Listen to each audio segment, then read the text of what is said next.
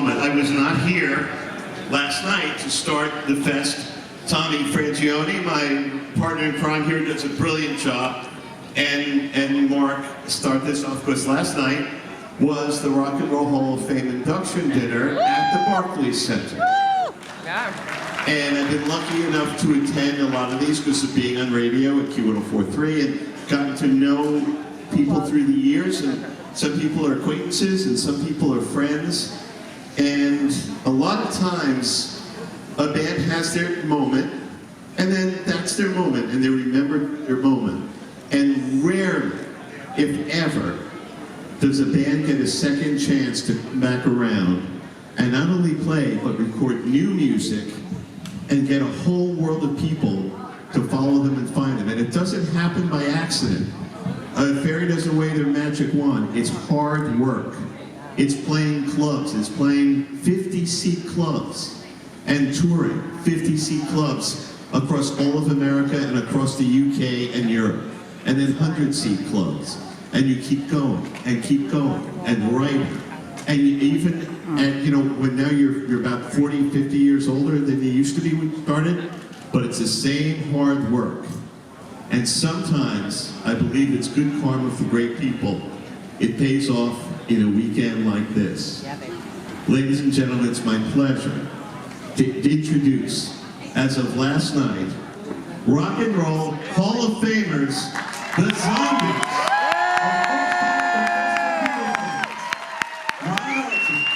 Colin, Blunstone, Hugh, Grundy, Chris White.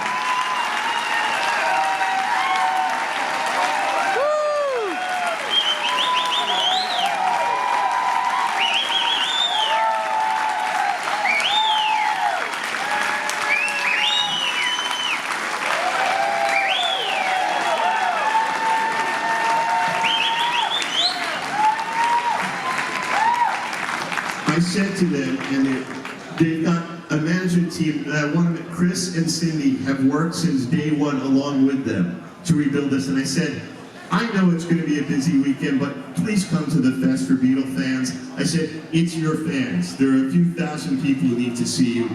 Gentlemen, we're here for you. First question, has anybody slept? Not me, no. Not very much. So it's so exciting last night. Wonderful. 14,000 people at the Barclays Center. Wow. Yes. And we went on quite near the end, and so we were sitting there for 3 hours waiting to play. It's so exciting. All these wonderful bands playing, and then our moment came, and we really wanted to treasure it. And of course, the adrenaline was really running through our veins all night, and so we haven't slept. But it's great to be here with you and to share this great excitement. It was kind of neat for me as a Brooklyn boy to have it at the Barclays. Had you played Brooklyn before in any of the Murray McKay shows and that stuff? That was our very first show over here. We came over on Christmas Day, 1964, with the #1 record in the nation. And we were playing with Patti LaBelle, Benny King, the Drifters, the Shirelles, Chuck Jackson. It was just, I mean, we were scared stiff because these guys were so talented. We were 18, 19 years old, you know. But they were fantastic to us. They took us to their hearts. And I remember particularly some wonderful sessions speaking with all of us to Patti LaBelle after the shows each night, and she became a real friend. And she was, I remember her saying at that time, there's a new kid on the block, you've got to check her out. She's called Aretha Franklin. I remember that. A new kid on the block. And then she said, and another girl you've got to really look at is Nina Simone. We hadn't heard either of these names. Aretha hadn't even joined Atlantic. It was their cabaret period before then. But, you know, it's treasured memories, actually. Was that your first trip to America for all of you? Yes, it was 6 months after we signed the contract. Were you scared? Just a bit. You see, the thing to remember is that America is the home of rock and roll, it's the home of the blues, and this is the music we absolutely loved. So all British musicians have desperate to get to America, to the home of rock and roll. And so all our dreams came true, but we were 18 and 19 years old, so it was quite a lot to take in. It was very, very exciting and incredibly scary. When everybody has said to me, every band that first did this in the 60s all said, it's very big. America is bigger than we are. Not only big, but it was. I mean, New York, when I first came to New York, I didn't like it for the first couple of trips because it was just so overwhelming. And the difference between the culture in the UK and in America at that time was unbelievable. All the cars to us at that time looked like mobile jukeboxes, you know, and it was so different to the UK, the UK situation culturally. So it was quite overwhelming at first. But then New York actually has become one of my favourite places in the world, I have to say. Awesome. Also, the main thing, I think when we first came here, is to hear sirens on the cars, because English police cars had bells. So we weren't used to that. Who was it? Somebody, Neil Innes, who used to the Bonzo Dog Band, said we rented a map, we bought a map and we rented a car because we're going to drive to Canada and drive. He goes, we never noticed. We just thought we're kids that England would be the same size. Nobody ever said to us, you could fit 4 UKs inside this country. We thought, well, we'll drive to Chicago. How long could that be? And he goes, well, it must be like from London to Liverpool. It looks like it's that far. There was, I remember early on discovering there was a ranch in Texas called King Ranch, and it's bigger than it's bigger than England. One ranch, unbelievable. It's big. It's very big. How this all started, and it's something that Colin and I were talking about before with Rod. They're playing. The band has gone their separate ways. You created Argent. We've got these huge, beautiful hits of Hold Your Head Up and God Gave Rock and Roll to You. It's just brilliant.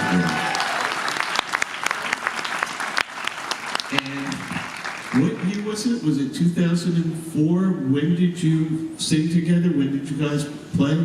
Well, it was either when we got back together. Got back together. It was either 1999 or 2000. Well, I was 55, so it was 2000. Oh yeah, I was 35. I remember. So we got back together again, and Rod's a very successful producer. He was a studio musician, and I had a keyboard player in my solo band who never turned up. He was one of those guys who he might turn up and he might not. It was getting very, very difficult. So I said to Rod, is there any chance you could help me with the rest of this tour? And Rod said, very kindly, I'll do these last 6 dates, I'll do them, but I don't want to do any more than that. And that was 20 years ago. So the 6 dates grew into 20 years. That's how we got back together again. We didn't actually get over to America. I think when you say 2004, that was probably When I first saw you here. about the time when we came back to America for the first time, yeah. 6 dates, and I won't do another one. Famous last words. Yeah, there's been another 5 since then, Colin, isn't it? No, it was crazy, and we've been touring really, really intensely. Not so much with these 2 fantastic guys, the original guys. I mean, that actually came about because Colin and I, first of all, got back together. To my amazement, it was a complete buzz, and I really, really enjoyed it. So it just carried on and carried on. Chris used to come and see us. We started to do more and more Zombies material because we realised there was a lot of stuff we'd never ever played live. And then one day Chris said, do you know what? 2008 is coming up, and that's the 40th anniversary of Odyssey and Oracle. He said, do you realise, because we broke up before Odyssey and Oracle actually came out, we've never played the album from start to finish. He said, what do you think about the idea of getting the surviving original guys back together again? And we started thinking about this, and we didn't know if it's going to be possible, but then we realised that when we recorded, and it had a lot to do with the Beatles as well, because we walked into Abbey Road just as they were walking out, having finished Sgt. Pepper, and they'd left all their two things that they gave to us really in that studio. First of all, because Brian Wilson had used an 8-track on Pet Sounds, Paul McCartney and John Lennon said, "We've got to have an 8-track." And the guys at Abbey Road said, "There is not an 8-track in this country." And John Lennon said, "Well, sort it out. We need more tracks." So, and he just walked out the room as he usually did, you know. So they scratched their head and they went to the ends of the earth to do this. And they discovered methods of basically of providing more tracks to record. Linking two machines together. So what actually happened was that the other thing that John Lennon had left around in the studio and hadn't picked up yet was his mellotron. And so, sorry John, but I didn't even ask him, but I just opened it up and there's mellotron all over Odyssey and Oracle. But it means that when you do the stuff live, it's very important to have two different keyboard parts. So we started with the premise saying, listen, if we are going to do Odyssey and Oracle, we're going to reproduce every single note on the album. And that means, first of all, there was only one guy we could think of, Darian Satanaja from the Brian Wilson band, he's fantastic musician. And he knew my keyboard parts better than I did. In fact, when we started rehearsing, he'd say, "Rod, I think you'll find you played this here." That's an awkward conversation. Well, not really, you know. But and I would say to him, no, Darian, that's not the harmony. He said, "Can I just play you this?" And, you know, so he was absolutely fantastic. And he played those second keyboard parts.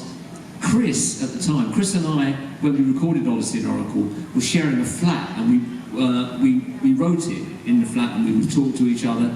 And one of the things Chris had in the flat was an 1890-something Victorian pump organ, and we did Butcher's Tale on that, and he'd long since lost that. Yes, it did. So I sourced, for 2008, another Victorian pump organ, you know, with sort of everything, with you know, you have to do this as you're playing it. And we did. We reproduced every single note on the album. And it's occasion. That was supposed to be the only gig that we ever did of Odyssey. Also, Rod, I don't know if you remember, but when we were first talking about doing Odyssey and Oracle in its entirety with the surviving original members, Ron and I had been out playing live regularly, so we were used to being out on the road and playing concerts. But Chris and Hugh hadn't been playing. I don't think Chris had picked up a bass guitar in 40 years. Since 1967, that's the last time he picked up a bass guitar. On stage. Truth is, I actually had been playing, but in the smaller type of little local dance bands and little rock bands that I was playing in. So I wasn't too far match fit. Absolutely. But I said to Rod, you know, before we commit to playing in a big venue, the whole of Odyssey and Oracle live, we really ought to get together with the other two and just see if they can still play it. Now, it might sound a bit rude, but I thought it was just being It's a fair sensible. question to ask. It's, you know, so we got together one morning at Rod's, and these two guys had really done their homework, and they were absolutely note perfect. They were note perfect. And Rod and I, who had been out on the road regularly, playing to here, there and everywhere, we were bloody awful. we Complete disaster. We hadn't practiced at all. These guys were fantastic. Rod and I, we walked out with our tails between our legs because we just were making mistakes all over the place. So it was very, very funny, and we got our comeuppance, I'm afraid. But then we did practice a bit, didn't we? We did, and that was supposed to be one night, and the place sold out immediately, and so it became 3 nights. And then before we went on stage for that first night of Odyssey and Oracle, our manager, we always tell people never to say who's in the audience, you know, because it can freak you out if a real hero of yours is in the audience. But he just said, "Oh, there's Robert Plant out there, there's Snow Patrol, there's Robin Hitchcock." I can't remember all the people that were there actually, and Paul Weller. And he said, and Paul Weller, he said, "I've just been out and it's raining hard, and he's waiting in line, you know, about 300 or 400 yards away." And we said, "Oh, for God's sake, get him in." And he came to, it was 3 nights in the end, he came to all 3 concerts. And before we walked on stage that night, I thought, my God, I hope this is going to work. Because if it doesn't, this is going to be the longest night of my life. You know? But we could tell within a minute or 2 minutes that it was going to be great. And then, so after that, occasionally we put things together, and particularly last year was the 50th anniversary of the recording or the release of Odyssey and Oracle. So we actually said, okay, this year we're going to concentrate on it. So Hugh and Chris came along with us and toured a lot with us over the last year, and it's been fantastic. The last tour we've done in America was in 1965, and this felt like continuing that tour. Chris's jokes were exactly the same. Ouch. And of course, Never remember the punchlines. there's a real connection with Odyssey and Oracle and the Beatles, because, as Rod's already said, the Beatles literally walked out the day before. They just finished Sgt. Pepper. They walked out the day before we went in to do Odyssey and Oracle. Sadly, we didn't meet them, but the tambourines and other percussion instruments were all over the floor. Because we're big Beatles fans, and we were picking up these percussion instruments off of the floor where they'd left them. And of course, as Rod said, he was using John Lennon's Mellotron, and we used the same engineers that they used. Jeff Emmerich, who's been here, who's a very well-known engineer. There's another one called Peter Vince, who worked with the Beatles, and although we mostly use a different studio to them, we use Studio 3, which if you're going to Abbey Road, Studio 3 is the first studio on the left. They did record in there, but mostly they recorded in Studio 2, which is further down the corridor, just in case you ever go there to record. It's further down, and it's on the right, and then you go down these famous steps where they used to record, and they would look up at the control room. But really, there is a connection between Odyssey and Oracle and Sgt. Pepper, because we were using the same studios and the same engineers. One of the things that Jeff Emmerich, who's became so lucky to have become a dear friend, and so many of us here that he came many times, and when we asked him, I said, why did you grab, what was it about the Zombies? And I know you guys have talked with him since, and he said, every band that was being booked into Abbey Road said, I want the Beatles engineer, we want the Beatles sound. And he said, I always said no, because the Beatles sound the Beatles sound. I don't care who you are, what's your sound? And he said, when these guys came in, they never said we wanted the Beatles sound. He said, it was, we want to create our sound. And he said, this ethereal, beautiful sound. He said, it's as psychedelic as anything we did on Pepper, but it sounds nothing like Pepper. I'm in. What can I do to help? And think about what the ask is. They didn't ask to sound like the Beatles. They came into the same studio with these equipment, but made this gem of this gorgeous, ethereal album. I mean, and I mean it sincerely. I'm friends with them and fans, but from Lucy in the Sky with Diamonds and Strawberry Fields to Beechwood Park to where you take us in its journeys, these musical journeys. And Jeff always describes sound. He said, I see it in colors. He said, I like to paint. And that's what I always felt that album did. And for all these people who have suddenly discovered Odyssey and Oracle, we all had to hit single time of the season. But a song like Chris's The Butcher's Tale, which I had missed as a child, it is the most painfully honest, heartbreaking, beautiful song. Sir, what an amazing piece of work. Thank you. It is heartbreaking, and then, rather than guitars, for you to take that pump organ to it. That is as magical, and I mean it sincerely where I'm saying, that's as magical as any music decision John, Paul, or George ever made. We had to take the pedal organ on top of our van to Abbey Road because they didn't have the same thing there, so that was quite an effort. But you know, we saw Jeff Emmerich just literally a few days before he died, and we were doing a concert with Arcade Fire in Los Angeles, and Jeff came along, and I must have spoken to him for an hour, and at the end of it he said, don't forget our conversation, do not forget. He said, this is not just something I'm saying. He said, we have to do another record together. We have to do it. And he said, will you phone me? We'll get this together and talk about it over the next few days. and then 3 days later he was dead. It was so sad, but he did have a working affection with us actually, and we did with Jeff. I remember when one of the tracks he did recording for in the studio was Time of the Season, and I remember that first simple bass and tom riff at the beginning. He actually got something that it was so, the bass and the toms were so in tune with each other. There was just something quite magic about the way he heard that combination. And I remember George Martin saying that on Revolver, he said really that whole album was down to Jeff Emery.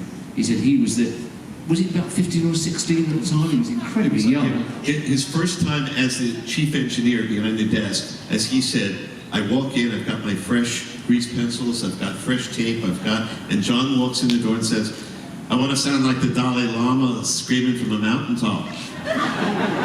He said, and then George Martin says, well, let Jeff sort it, and we'll leave. And he goes, and my heart sank, because all I've got was 2 tape decks, a mixing board, and equipment. Well, what are you going to do then? He goes, oh, all right. But every punch-in that you have now in Pro Tools, and every digital trick, is something that Jeff and these guys did, like, let's move this, we'll put a tea-towel on the drums, and what if I solder the mic to the Leslie, and then I'll mic and make up, literally like Rube Goldberg, making up equipment as you guys went along, and look what the result was. And he wasn't scared of forgetting all the rules. I mean, it was just what you were saying, really. He said I was too young to know. He was too young. And George Martin tells the story of when he was working on Revolver, and they were all very proper in Abbey Road. It was a very old-fashioned studio. They were great guys, but very old-fashioned. And Jeff Emmerich was getting the sound, and he said to George, it needs some top. And George said, okay, well, so we'll try a bit of top. And then Jeff Emmerich says, that's not top, this is top. And he turned it up to 100%, and George went, my initial reaction was, oh! But it was great. He changed their way of thinking about things. So he said, I hadn't read the handbook of all mics must be at least 8 inches from a drum. I didn't read that. He wanted the drums louder, so I took the front of the drum off and put the mic in it, but it was too boomy. And then I noticed there was a doll the Rolling Stones had sent, so I put the doll in the kick drum, and that seemed to fix it. As has every drummer ever now put a sandbag or something in the kick drum. Absolutely. I was very lucky to have my kit, and I got the same kit as Ringo had. I thought, if it's good enough for Ringo, it's going to be good enough for me. So when we recorded, I put those drums exactly where Ringo had sat. He took the head off, and he did exactly that. Did he? Yeah, and fantastic. You just, as I said, as an amateur drummer, we have Alan White here. We've got Hugh Grundy. There's a basic, that Mersey beat. It's a dance beat of, that you can play like they did Sgt. Pepper's. What you're playing on that album, on Odyssey and Oracle, from Time of the Season to Cell Block, to all, even on, She's Not There and Tell Her No. There's so much. You're playing jazz organ. You're creating these different polyrhythms. It is so far ahead of what everybody else was doing musically at the time. I always thought, even as a kid, that your music, the musicality of your band, was right behind the fence. You were right there trying to break through. But also you should ask Hugh how he became a drummer in the first place, because he wasn't a drummer to start with. You were a bugler? I wasn't, quite right. Colin told me? You're quite right. As I said last night, to faint applause, I was at the school with Rod and Paul, our dear late departed darling Paul, and I was in the marching band, the school marching band, and at that point I was playing the bugle, and I thought to myself, I'm not liking this because we're marching at the back of the band. I really need to get up the front. And I had no inkling of drums, although my father, who was an aircraft engineer, had made me a drum from various bits of old aircraft when I was about 2 or 3, literally. And I used to drive my mum mad, but I probably sort of grew out of that. But after that, I decided to move on to the drums. But why did you want to be at the front of the band? The very simple reason was, I thought the girls who were lining the streets would be looking at me more than anybody else. How vain was that?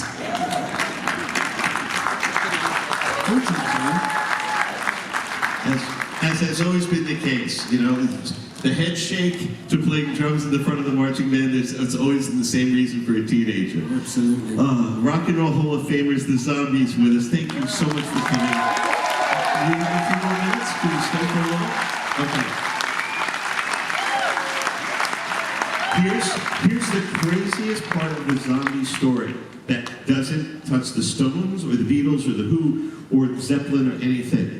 They've created this masterpiece, and it's something we touched on a moment ago. Before they go out to tour with their Sgt. Pepper's album, the band breaks up. Before it even gets out there. And you were so sweet to mention Al Cooper last night in your induction speech. Does anybody know Al Cooper, Blood, Sweat, and Tears? So Al Cooper is working as an A&R guy, you know, at the record label. And he's in England, right? And he gets a bunch of records and he's listening through them, just listing. And he told me the story years ago. And I put on this weird looking thing, Odyssey and Oracle. And it's cool. And it gets the time of the season. And he went to the Bostons and went, "You have a hit record here." They went, "No. This is a hit record." The band broke up because I don't care if they're alive or dead. This is a hit record. This is a hit record. But no, I'm telling you, this is as big a hit as you've ever had. So there's no Zombies, and Odyssey and Oracle comes out, and Time of the Season is one of the biggest hits in the world. And not only that, it's we found out because you know this is quite often the case with our early records that the record executives would hear them and say that's not commercial. You know, it happens. She's not there. What? Yeah, they didn't think She's Not There as commercial. They just didn't really get it. I mean, they put it out. You know, they thought it's a nice record, but you know, nothing's going to happen. But anyway, the Time of the Season, it was the last gasp release from Clive Davis, you know, who was actually convinced by Al to put it out, and it has become, I think, one of the top 50 English records in number of plays that's ever been played in America. Every single person here, including myself, can remember exactly where we were when we heard it. It was that special. It exploded out of that radio. Well, one of the most interesting things is the same night we were inducted, that year, that day, the 29th, 50 years ago exactly, it went to #1 in Cashbox. So the day, Really? Yesterday. To yesterday. It's something we talked about with Alan White. It is a kismet, a karma, whatever you want to call it. There's a reason this all seems to be happening. Everybody said, what if Ivan didn't introduce 15-year-old Paul to John Lennon? But he did. And what if you did? But you did. And these things, coincidence, you know, karma, God, whatever you want to say, these things just keep happening. But without them, can I share the ZZ Top story? Yeah. So Billy Gibbons has become an acquaintance, and I didn't know this at all. I didn't read it. And I was just talking about how much I love the Zombies. He's got this weird smile on his face. My wife goes, "You know this, right?" And I said, "What?" He goes, "Well, we weren't getting anywhere in Texas. You know, we're just playing some blues, and we love the Zombies. And we read they broke up. So I said to Dusty, well, ain't nobody really knows what they look like down here, so what if we're the Zombies?" My hand to God, what you know is ZZ Top. How they toured as the Texas as the Zombies. And when things start to go downhill for us, we're going to become a ZZ Top tribute band.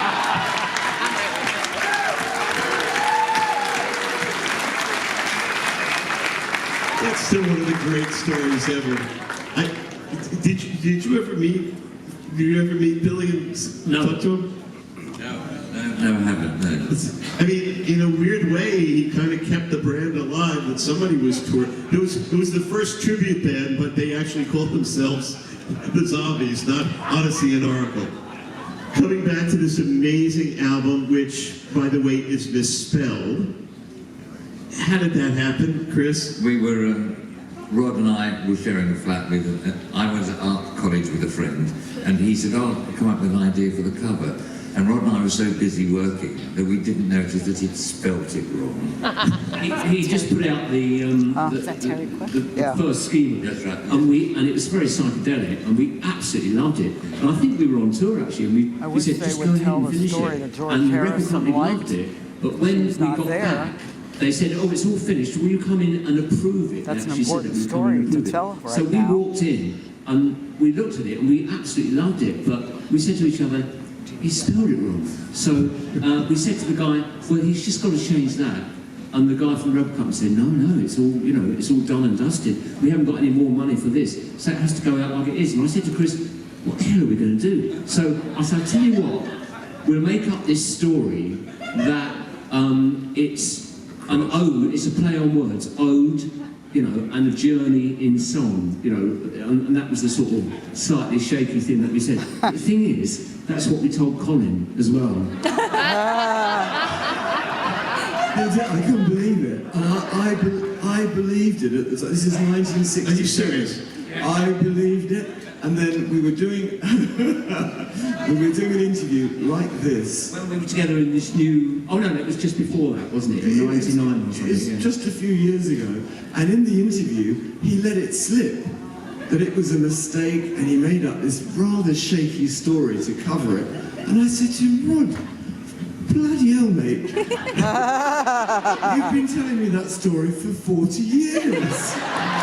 Couldn't you have at least confided in me?" I'm singing the bloody thing. At least you're gonna know I it. sang the whole bloody record, and I believed the story. Never trust Rod Argent. But trust him about a great song, like Time of the Season, which one of the first interviews that I did, the man who sang it, Rock and Roll Hall of Famer Mr. Blunstone over here, hated it. I didn't like it. I didn't hate it. I thought it was fairly ordinary, actually. And Really? I felt the same thing about you. well, the thing is that it was the last song that we recorded on the album. It was finished in the morning before we recorded it. So to be honest, I didn't really know the tune. So the fact that I didn't like it might be something to do with the fact I didn't even know the bloody tune. And we went into the studio and we were running out of time. And I remember when I was singing it, there was a big clock, there was a red light in front, so I knew we were recording. That was on my mind. Then there was a big clock, and at Abbey Road you couldn't overrun. I knew we were running out of time. So I was panicking to get this thing right. Rob was in the control room, and he was very kindly leading me through the song and saying the phrasing wasn't quite right. Now, Colin, can you just try that again? And we just get a little bit, and it's getting more and more heated. So can I use a little bit of Yes, you language? can. So I'm saying, listen, if you're so bloody clever, you bloody come in here and you bloody sing it. And he said to me, of course everyone can hear, this is in the control, it's not just me in here, everyone can hear. And he said to me, "You're the bloody lead singer, you stand there till you get it bloody right." So this is what's going on.